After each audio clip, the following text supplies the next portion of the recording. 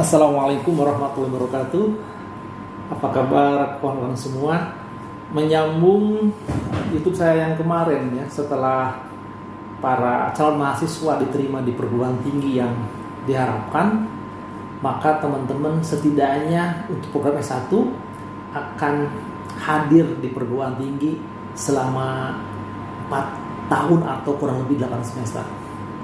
Apa yang teman-teman mesti siapkan setelah teman-teman diterima di perguruan tinggi pada program studi yang teman-teman idam-idamkan? Yang pertama adalah teman-teman kembali memastikan bahwa registrasi itu harus dilakukan ya. Kemudian di dalam perjalanannya selama semester pertama dan kedua di beberapa kampus, termasuk di kampus IPB University, ada namanya tingkat persiapan bersama atau TPB ya. Jadi selama 2 semester teman-teman akan masuk pada sebuah mata kuliah dasar ya, dasar umum ya, dari IPA, IPS, cabang-cabang ilmu IPA, IPS, bahkan agama itu akan dilalui oleh teman-teman semua. Nah, kemudian nanti di semester ketiga setelah melewati TPB, teman-teman akan masuk ke program studi masing-masing. Nah, kembali kepada konteks kita ya.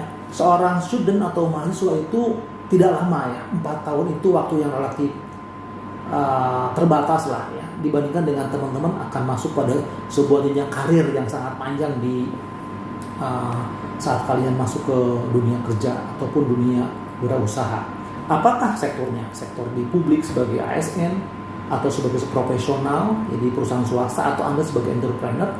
Jadi masa-masa 4 tahun kuliah, di samping teman-teman itu mantengin ya, memastikan untuk fokus, memastikan untuk betul-betul serius di dunia perkuliahan, coba untuk banyak mendapatkan atau mengikuti berbagai macam kegiatan yang sifatnya ekstrakurikuler ya.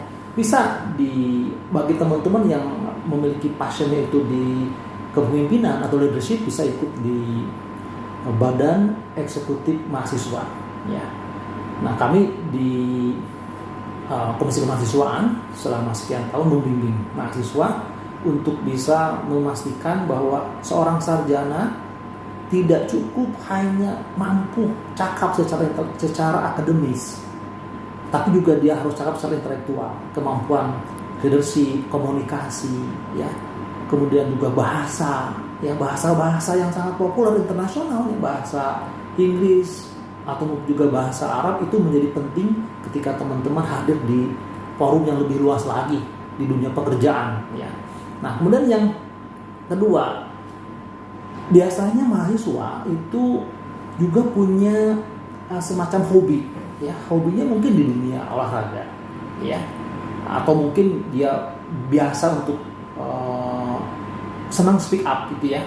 Nah, coba ikut saja ya, namanya ada unit kegiatan mahasiswa, apakah itu olahraga gitu ya, atau itu seni atau bahasa, itu ikut saja. Karena lagi-lagi seorang sarjana itu harus sarjana plus, dia harus punya kemampuan intelektual, kemampuan akademis, dan kemampuan di dalam rangka untuk memastikan bahwa dia itu mampu untuk berkomunikasi dengan baik dengan orang-orang di sekitarnya.